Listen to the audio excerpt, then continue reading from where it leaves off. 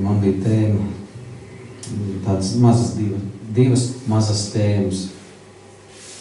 Viena ir par zināšanām un tām izrietošiem sekām, un otrs par šiem līmeņiem, kristīgās pozīcijas līmeņi.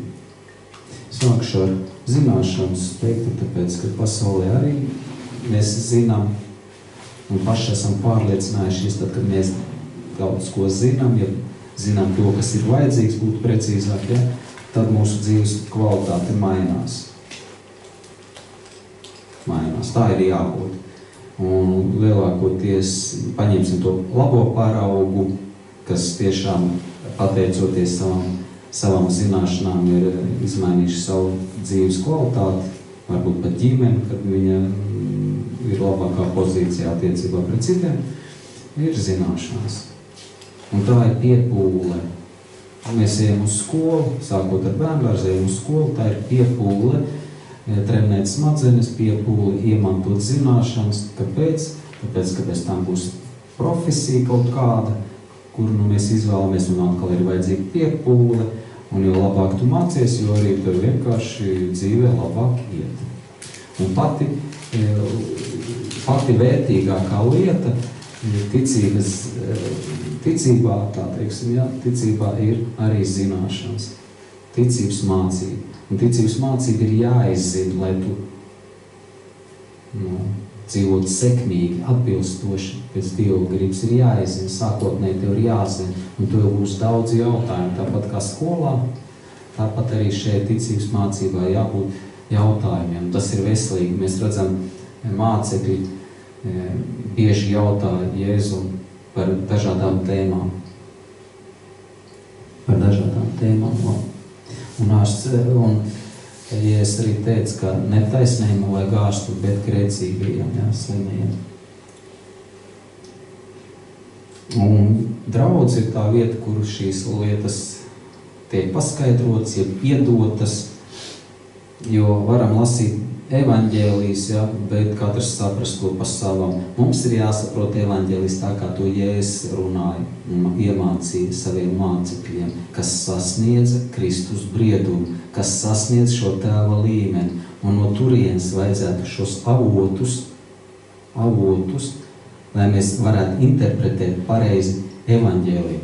Pretējā gadījumā būs tā, kā mūsdienās daudz vietā notiek, galvenais ir ticība, nav galvenais ticība. Galvenais ir izpratne, kas ir ticība. Jo tic arī neticīgiem, bet tas neko nedod. Sātans vispār netic, viņš zina, ka ir Dievs, un tad daudz cilvēku nezina, ka ir Dievs. Un tie, kas zina, ka ir Dievs, viņam tas neko nedod un neko nepalīdz. Tāpēc ticībai ir jābūt pamatojumam, spēcīgām pamatojumam, kas ir Kristus, un tev viņš ir jāzina un jāsaprot. Tieši tajā versijā, kā to saprata Kristus mācekļi, 1. gadsimta kristieši. Arī līdz mūsu gadsimtiem ir tādi cilvēki, kas to labi saprot, jo Dievvārds māca, ņemiet piemēru no mums, kā dzenamies pēc Kristus. Mēs dzenamies pēc Kristus, ņemiet no mums piemēru, no tādiem, kas ir Kristus pilnību sasnieguši. Tā var sakot no tēviem. Un atkal visa pamatā ir zināšanas. Tu nevari nokļūt līdz galamērķiem, nezinot ceļu, kā to izdarīt. Ja tu nezini, kāds transports tur iet, ja tu nezini, pa kuru ceļu jāvirzās, tu nenonāks līdz galamērķiem. Ja mēs ticam teorijai, ka zeme ir apaļa, tad ej uz kuru pusi gribi, vienā nonāks turpat. Ja zeme ir apaļa, bet ticības lietā tā noteikti nav, jo es zinu, ka ir cilvēki, kas saka, ka visi ceļi ved pie Dieva, galvenais tici, vai tu esi musulmans, vai tu tur, jehovietis, vai mormons, vai mūns, vai tur ir daudz tie virzieni. Tā, diemžēl, nav, jo Jēzus ir starpnieks starp debesīm uz zemi, un tikai evaņģēlijs ir spēks, kas izmaina tavu dzīvi pilnībā, kas atgriež tev no grēka. Un kā to izdarīt, tāpēc ir jāstudē ticības mācība. Tātad, tā kā maziņš lozungs, zināšanas. Tas ir pamatā. Un tas nav viegli. Kaut vai iemācīties valodu, svešu valodu. Es zinu, ka ir marketinga marketinga triki, ja, ka tur 3 dienas, tur 2 nedēļas, tur mēnesis, pusotru, tu zinās valodu. Nē, tās viss ir blēģi un pekstiņi, tāpēc, lai apgūtu valodu, tev ir vajadzīga piepūle, sistemātiska piepūle, caur nekribu un varbūt caur pat asarām. Skolnieki noteikti atcerās, tur tev tās variācijas dažādas, bet skolnieki atcerās, ka bieži vien nākās sēdēt pie grāmatām, un māma tur dzenā, vai teica, tur dzenā, mācies kāds ārā, ej mācies, ja, un bērnam gandrīz, viņš jūtās vienkārši nelaimīgs, viņam jau histērija iestājās, mācīties, ja, un baigā piepūle vajadzīga. Bet, mēs, kas esam atnākuši pie Dieva, nedomājiet, ka būs vieglāk. Tāpēc, ka ir rakstīts, ka ir jāpieliek milzīgi piepūli Mateja 11. nodaļā, 15. man liekas, Dieva valstībā, lai tur jāpieliek milzīga piepūle. Milzīga piepūle. Mums tur ir iztulkots, ka tīkotāji kaut kā tur laužās Dieva valstībā, bet paskatieties, cits tulkojums ir pareizākos tulkojums, tur ir diezgan neveiksmīgi latviski iztulkots. Teiksim, ņemiet kaut vai krievu versiju. Tieks angļu, ņemiet angļu versiju kaut vai. Un dar piepūli. Ideja tāda, vēl vienreiz atgriežos, ja? Ka ticība tas nav tikai ticēt un staigā švilpotams. Noteikti tas tā nav. Ticība tā ir piepūle, tā ir askēze, ja? Iemantot šīs zināšanas kaut vai, ja? Visu laiku jāprasa, kā tad šitas, kā to izdarīt, kā šito, ja? Tev ir jābūt jautājumiem. Tas nozīmē, ka tu esi veselīgs, ticīgais, ja tev ir jautājumi. Ja tev nav jautājumi, tad ir bišķi jāuztraucās. Pagaidu, tu vispār esi uz šārāts, ja tev nekādi jautājumi. Nevar būt, ka iet viss kā smērāt, tāpēc, ka karš vēl nav beidzies. Sātans vēl nav sašņorēts, un karš nav beidzies. Tātad, galvenā doma, tev ir jābūt zināšanām, lai virzītos tālāk. Tev ir jāredz maršruts, ko nozīmē šaurais ceļš. Tev tas jāredz, ja tu neredzēsi, tu ies pa krūmiem vai, es nezinu, kaut kur citur aizies. Un mācekļi teica, vienmēr, ja, kad vaicā, cik reizes spiedot, māc mums vēl lūgu Dievu, kas ir Dieva valstība, ko darīt, ja ir nesaskaņas sabiedrībā vai ģimenē, vai, ģimenē, piemēram, ja visādās variācijās starp vecākiem vai caur laulāto draugu, ko darīt, kāda var risinājuma, un mācīja prasīja Jēzu, kāds ir paņemt krustu, varbūt vispār labāk neprecēties un tā tālāk. Tur daudz jautājumu bija. Un Dievs mācīja. Tad ir, tas ir būtiskākais, jā. Par nesaskaņām, jā, vēl gribēju pateikt, ka Dievs ne tikai mācīja pazemību, lai nebūtu šis nesaskaņas ģimenē. Bieži vien mums tā iztrūkst. Ja tu gribi būt lielākais Dieva valstībā, esi visu kalps, ja, un tas mums pazūd, tā ir pazemība, pazūd. Mēs gribam pakomandēt savu dzīves draugu. Un Dievs vēl vairāk saka, mīlēt savus ienaidniekus.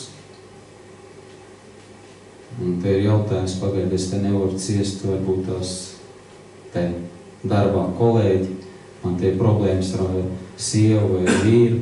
Un Dievs saka, mīlēt savus ienaidniekus, ja? Un Dievs dod rekomendāciju. Tik līdz kaut kāds dusmas tevi ienāk, vienkārši nogalina to sevi. Un visi evaņģeliskie baušļi ir vērsti pret lepnību, kā jau es teicu. Un ja mēs nezinām, kas ir lepnība un 8 punkti un apakšpunkti, kas tur tajā lepnībā ietvērt, principā man tev jāpētīt, tu nekur nevirzīsies. Jo pliku ticību vienkārši var iesvaļot. Diemžēl LL, es zinu, ka es skarbi izklausos, bet tu var iesvaļot LL, tāpēc ir jābūt sajēgai un saprašanai. Jābūt šai mīlestībai, kad tu tiecies pēc Dieva taisnības. Tāpēc rakstīts, ceļieties pēc Dieva taisnības. Un cik reizes nav nācies sevi piespiest, savaldīt, aizliegt sevi, varbūt caur asarām, ja iekšēji tāds noskaņojums, un tev liekas, cik var lasīt to Bībeli.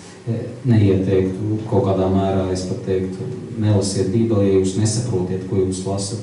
Jums vajag kaut kādu interpretāciju par pantiem, jo nav jēgas lasīt vienu to pašu, ja tu viņu nesaproti.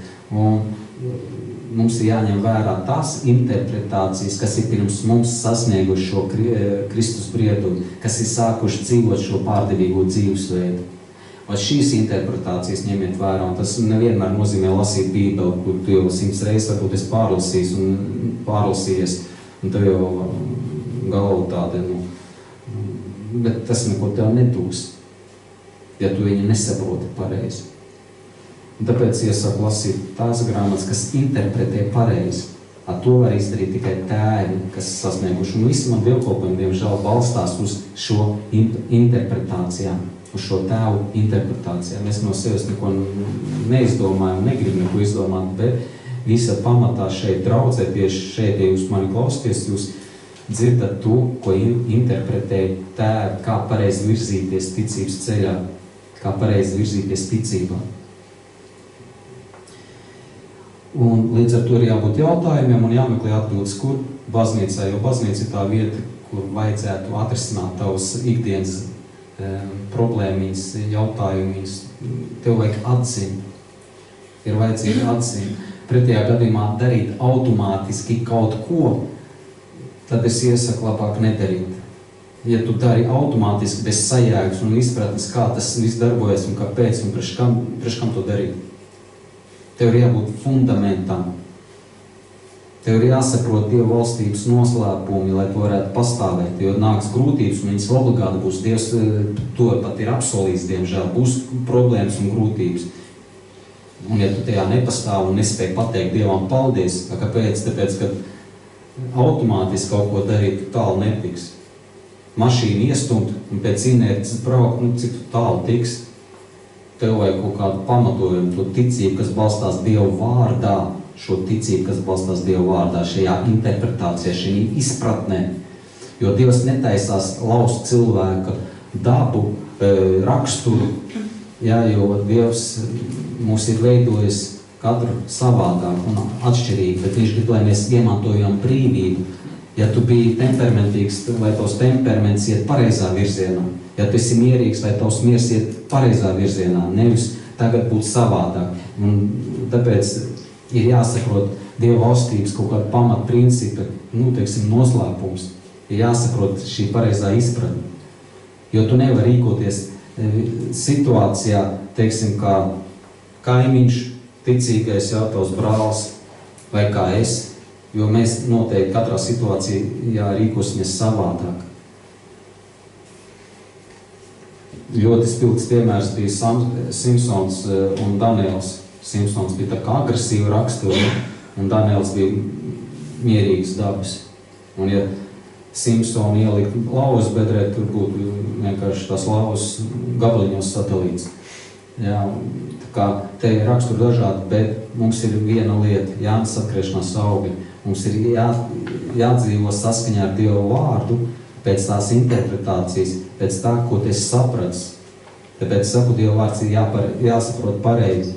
Un kā piemērs mums ir jāmācās no tiem, kas ir sasnieguši Kristus pilnību. Un, piemēram, ir arī Pāvila rekomendācijas, par to mēs bišķi tālāk. Tātad, labi, ar šo te daļu mums tā kā skaidrs, zināšanas, pamatā ir jābūt zināšanas, un tas pieprasa piepūli, diemžēl pieprasa piepūli. Tāpat kā lai valodu apgūt, tur ir sistemātiski, tev ar to jānodarbojās. Nav tās recepts, metodas kaut kāds īpašās, ka tu 3 dienās, tur 3 mēnešos jau runā svešā valodā. Teiksim, tur iemācies ķīniešu valodu, angļu valodu, vēl kaut kā. Tā ir piepūle, tas ir darbs ar sevi. Un tā arī šeit. Garīgajās lietās ir absolūti tas pats. Tev nebūs viegls recepts, kā mums parasti grib iesmērēt. Dievs viss izdarīs, galvenais tic. Ja tu galvenais tic, tu aizies uz elu. Galvenais ir ticēt uz Dievu vārdu pamata, kā tu viņu saproti, kā tu esi satvēr šo te patiesību. Jo patiesība darīs brīvu. Tur nav rakstīts ticība darīs brīvu, bet patiesība darīs jūs brīvus. Ja es saku, patiesība darīs jūs brīvus. Lai to patiesību iemantot, ir piepūle vajadzīgi. Cenieties pēc Dieva valstības visu pirms. Pretējā gadījumā būs tāpat kā tās 10 jaunos, 5 gudrs un 5 nē. Būs tāpat kā tajā rakstvietā, ka daudz augstajā dienā uz mani. It kā viņiem abiem ticība. Ņemam veco derību. Ēzavs un Jākabs. Abi divi dzīvoja kristīgā ģimenē. Viens iet uz elli, otrs iet uz debesīm. Kas tur pa problēmu? Paņemam Kainu un Ābeli. Viens iet uz debesīm, otrs iet kaut kur citā virzienā. Abi bija ticīgo ģimene. Līdz ar to uzsvars uz to tev jābūt zināšanu bāzei. Un vēl jau vairāk tu esi sveitīts ar to, ka tu dzirdi mani. Ja tu esi atradis tos cilvēkus, kas arī balsta un māca ticības mācību, balstoties uz tiem, kas ir sasnieguši Kristus pilnību, visi kārtībā.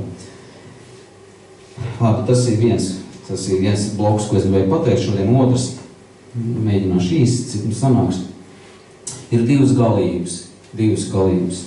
Viena galība ir, kad cilvēks cenšas sasniegt tēvu līmeni. Tas ir viens grāvs, kad cenšas. Viņam ir mērķis sasniegt tēvu līmeni.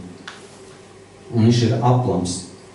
Tā ir izpratnē, kāda bija farizējiem. Atceramies, divi gāja dievlūgu dievnamā. Viens bija muitnieks, viens bija farizējs. Farizējs saka, es tur gavēju, es vispār esmu krūtais. Jā, viņš ar darbiem mēģināja tur sasniegt tēvu līmeni.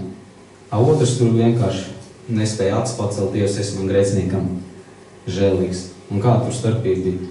Bija starpība tāda, ka viens praktizēja krustadzību, otrs nesa upurus, bet viņam cits mērķis un cita motivācija bija sasniegt tēva līmeni. Un tad ir jautājums, kāpēc tu gribi sasniegt tēva līmeni? Jā, lai paspiedētu, forši staigāt ūdens virs, viss taču redzēs, ja? Un to pašu piedāvāja Sātans, Jēzum piedāvāja, viņš teica, lec, visi redzēs, kā tev eņģeļi nes. Jo, ja es jau dzīvoju šo pārdabīgo dzīvi, viņš, pirmkārt jau Dievs, bet viņš visu laiku uzsvēra cilvēka dēls, lai mēs ņemtu no viņa piemēra. Jo viņš bija ne tikai Dievs, bet viņš bija cilvēks, un viņš parādīja, kā cilvēcīgi var dzīvot ticības dzīvi. Un Jēzus ir mūsu piemērs, no tā mēs mācāmies. Tas, ka tev saka, skaties tik uz Jēzu, neskaties uz grēku, tad esi tik laipnus un pastāst, ko tas nozīmē.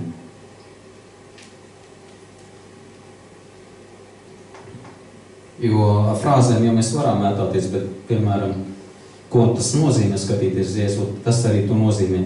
Jēzus neatbildēja ļaunumam ar ļaunumu. Viņam spļāva, ja, viņš ar ļaunumu, viņš neatbildēja ar ļaunumu. Viņš pagriez otru vaigu. Viņš atļāva sev piesist krustā. Vai tu vari? Vai mēs dusmojamies, vai mēs reiz atbildam? Vai mēs te mētāmies frāzēm, skatāmies uz Jēzu? Kad tu skaties, es varu paskatīties, te arī Jēzus, tad vai tas tev ko palīdzēs?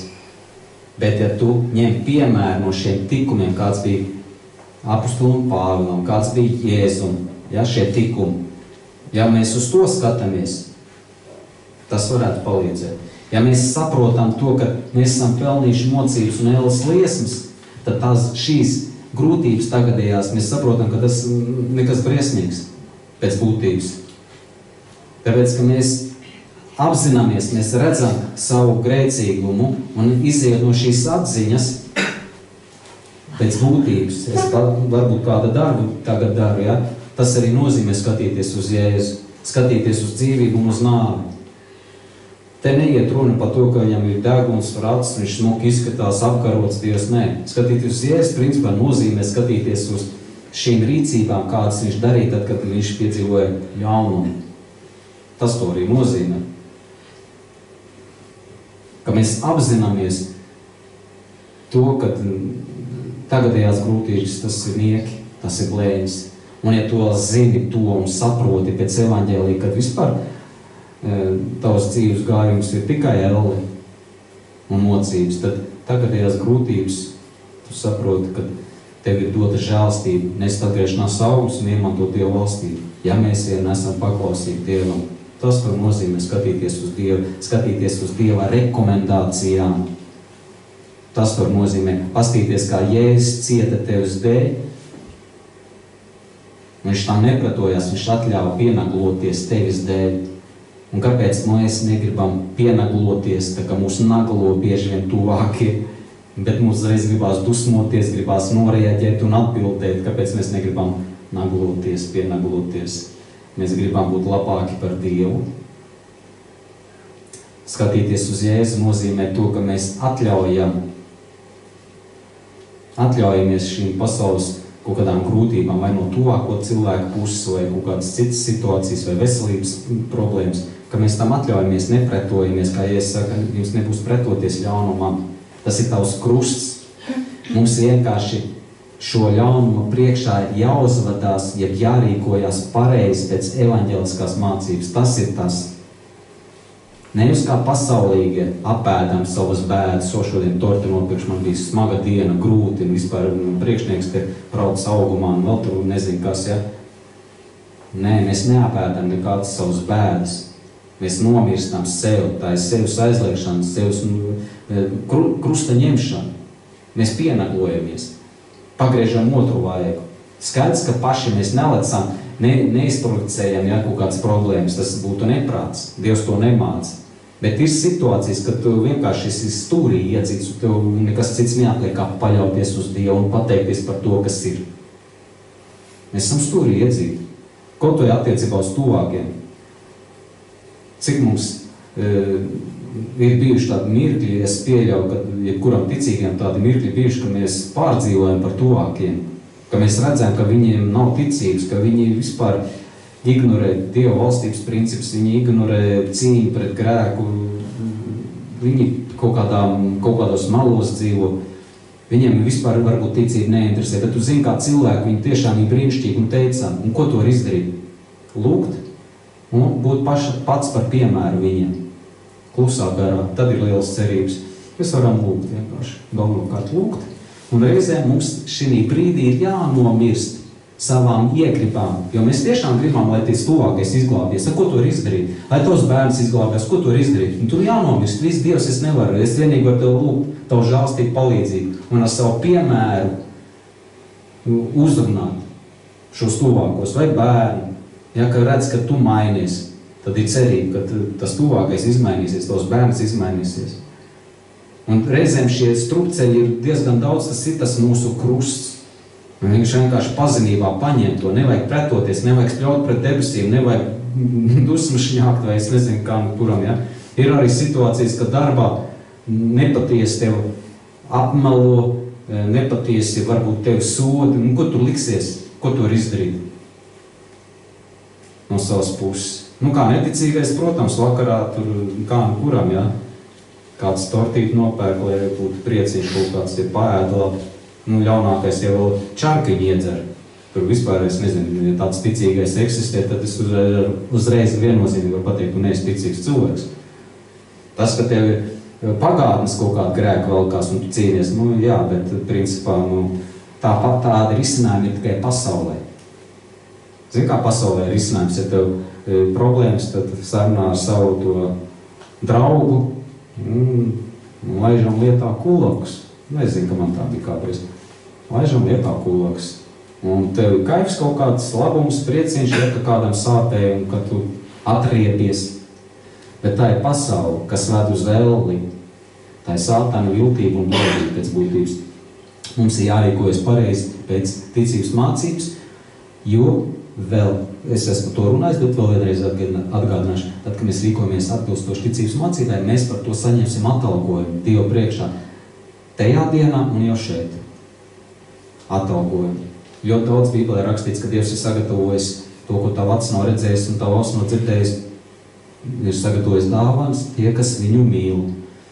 Atalgojums vienmēr kategoriski būs tiem, kas sevi pakļauj Dievu gribai, kas ir pazemīgi un rīkojas atbilstoši Dievu gribai. Ja viņš cīnās ar grēku, varu tevi iedrošināt, tu saņemsi atalgojumu par saviem pūliņiem. Bet ja tu vēl vinnēsi to grēku, uzvarēsi, tur ir garantija. Ja tu neuzvarēsi, bet tu cīnies, arī par to tu saņemsi atalgojumu. Tas nav bez sekām, nekad nav bez sekām tas, ka tu paklausi Dievam. Te neiet runa sanāc, nesanāc, ja, paklaus viņa. Un bieži vien ir situācijas, kad liekas, ko es te mocos, priekš kam es te ņemos, ir cik reizes jau, ja?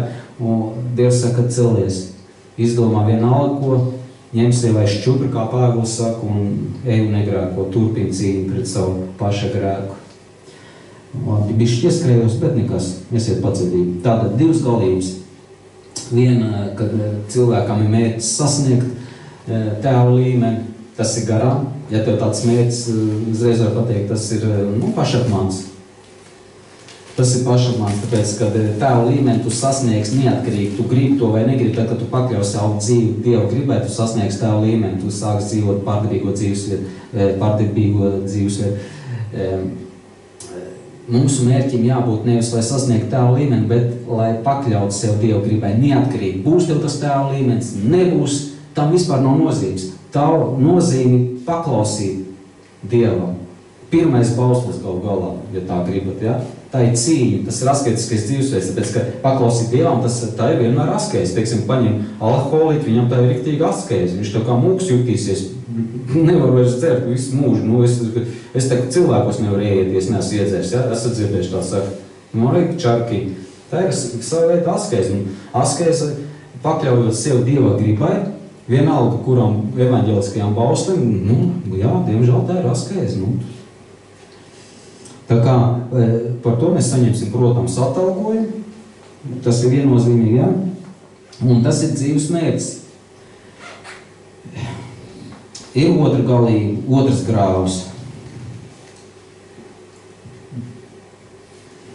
Ir otrs grāvs. Kāds ir otrs grāvs? Kā kurš varētu izdomāt? Pareizi. Kāds man kaut ko atsūtīja. Pareizi. Priekšā saka, jā. Otrs grāvs, kad tikai izglābties. Galvenais ir Dieva valstībā nokļūt. Galvenais Dieva valstībā nokļūt. Tie ir sātana meli. Nav galvenais Dieva valstībā nokļūt. No vienas puses ir jā, it kā. Vēl vienreiz, galvenais pakļauties, ja paklausīt Dievam. Jo, ja būs mērķis galvenais tik Dieva valstībā, Dievs brīdina mums. Atceramies 10 jaunavus. Viņas jau bija ticīgas. Jaunavus, vēl nav precētas. Iedomājieties, kādā šķīstībā dzīvot, kādu upuru un visu wow. Galvenais man ticība, jā, bet aizgāju uz vēl 5 jaunavus. 5 aizgāju uz vēl. Motivācija nepareizi. Mums galvenais ir pirmais bauslis, jā. Galvenais ir pakļaut sev Dievu gribai. Tas ir galvenais.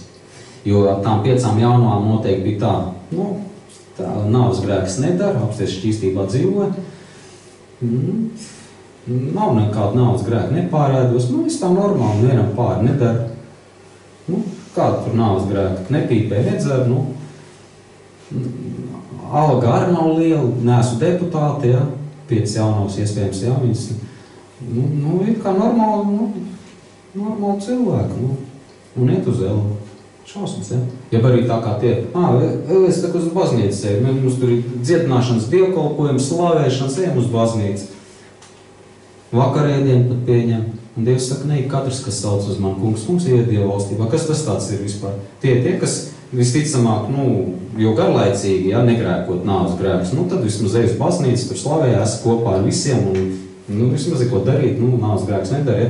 Bet ja nav mērķis pakļaut sevi, nepārtraukt Dievu gribai, kas ir izteikti evaņģeliskos baušļus. Cilvēks iet uz elu. Ja viņa mērķis un motivācija nav pakļaut sev Dieva gribai, kas ir izteikti evaņģeliskos baušļos, viņš iet uz elu. Un to mēs redzam, kur Jēzus saka, ja tavu roku apgrēko, kaut kas ar to jādara. Tie ir 2 grāvi, bet ir vēl kaut kas bez tā visa. Ir vēl viens variants. Pieņemsim, to es iemācījies. Es neesmu iemācījies, es sev neteikšu, tāpēc, ka es vēl neesmu līdz tam līmenim ticis, lai teiktu Dievs, ko man vēl vajadzētu darīt, lai iemantot Dievu valstību. Man tāds jautājums nav, tāpēc, ka es zinu, kas ir jāizdara. Saldumos iekrītu, tur ēdu, plus vēl otrais mezglas bieži mani moci, ja? Un trešais arī tad man moci, gribās vairāk nopelnīt kaut kādu mankārī. Un liekas, pagaid, vai tad Dievs negrib, lai tu svētī finansiāli? Kā tad tur īsti ir? Kāds teiks, kādu Dievs taču, viņš grib, lai tu esi svētīts, apsties Abrahams, tur iet, Es jums pateikšu vēl vienu noslēpumu. Ko noteikti jau jūs, kas zināt, tas man nebūs nekāds noslēpums. Tur šitie karēji teica, ko mums būs darīt? Un Jānis Kristītājs teica, neņemiet vairāk, kā jums ir nolikts. Esiet mierā ar savu algu. Bet kā, vai tad tavs Dievs, Jāni Kristītāji, vai tad tavs Dievs negrib, ka mēs būtu riktīgi svētīti? Viņš saka, negrib. Ja tev ir 2 krēkli, to pašu atdod. To otru vismaz. Un samierinies ar to algu, kas tev ir. Interesanti, vai ne? Un es līdz tam līmenim neesmu nonācis, lai pateikt, Dievs, ko man vēl vajadzētu? Es visu daru, negrēkoju, tur pār nevienam nedaru, nedusmojos, alga man nav kā deputātam, diemžēl, es nepīkstu, es esmu pazemīgs, es tur īpaši nečīkstu, ka man tur naudas maz nepārēdos, jā, ēdu pieticīgi, putrīns varbūt tikai ēdu un tā. Saldums sen jau nepērk, es pat nezinu, kāda vispār mūsdienās salduma. Ko man Dievs vēl darīt? Es negrēkoju. Prāts man ir tīrs, es nefantazēju grēcīgas kaut kādas lietas, sevišķi pa otro. Ko man darīt vēl? Ko man darīt? Es līdz tam līmenim neesmu nonācis, protams, iespējams, ka kāds varbūt, kas man klausās, ir nonācis līdz tam līmenim, bet bija viens tāds jaunieklis, viņš saka tā, ko man darīt, un Dievs saka, ja tu gribi būt pilnīgs, un tas ir rakstīts Mateja evaņģēlijā 19. nodaļa, 21. pāns un 20. ja tu gribi būt pilnīgs. Un Dievs pasaka tādu briesmīgu rekomendāciju, briesmīgu, šausmīgu, viss, kas viņam ir tā alga maza, atdot to visu, ja? Nē, labi, viņam alga bija liela, tur mēs zinām to, kad viņš bija bagāts cilvēks, bet viņš saka, atdot to visu un seko man. Protams, viņam bija bēdīgi, bet tā bija rekomendācija. Tas nav likums, un tā nav pavēle, ja, dzīvot nabadzībā, jo šī punktā liekas, ka Dievs aicina mums nabadzību. Un daudz jau nepiekritīs, kā tā bagātas Dievs un nabadzība aicina, ne. Tas nav likums, tā ir izvēle. Tev ir dota izvēle. Tas ir padoms, tas ir ieteikums, ja tu gribi būt pilnīgs. Tā nav pavēle dzīvot tik asketiski. Tas nav evaņģeliskais tāds, jā. Līdz ar to, lai nonāk līdz šim punktam, iemācies tikt galā ar tiem grēciņiem, kas mūs bombardē ikdienas. Jo šis jauneklis ar to tika galā, jo tur, man liekas, rakstīts, ka viņš no bērnu kājas, principā, ievēro Dieva baušļus, un tad viņš teica, ko man darīt, lai es būtu pilnīgs. Vārds sakot, viņam nebija problēmas tādas, kāds ir šodien tev un man. Un to mēs redzam 20. pantā. Viņš ir iemācījies dzīvot pēc evaņģēlijas baušļiem, pēc vecās derības baušļiem. Viņš ir iemācījies, un viņš gribēja iet vēl tālāk. Un te jau ir izvēle. Un tur ir izvēle, kam ausis dzirdēt, lai dzird, kam ir saprašana, lai saprot. Piemēram, par precēšanos, ja tā ir izvēle.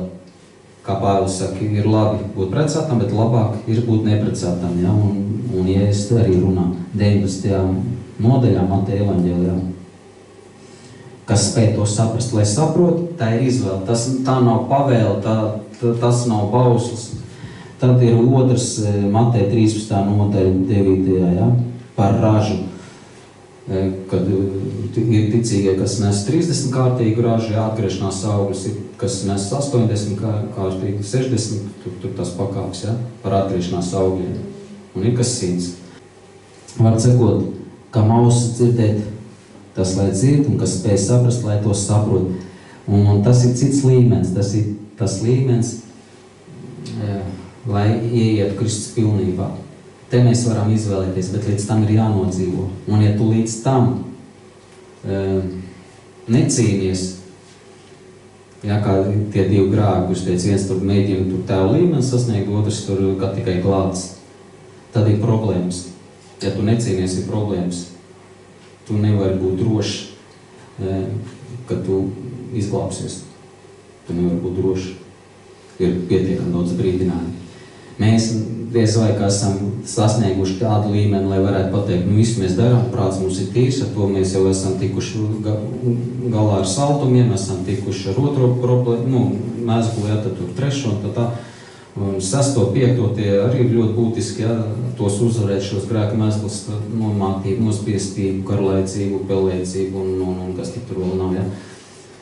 Mēs par to neesam pat iemācījušies, lai mēs varētu pateikt Dievs, ko tad vēl tālāk darīt? Ko man darīt, lai sasniegtu pilnību? Ko man darīt, ja?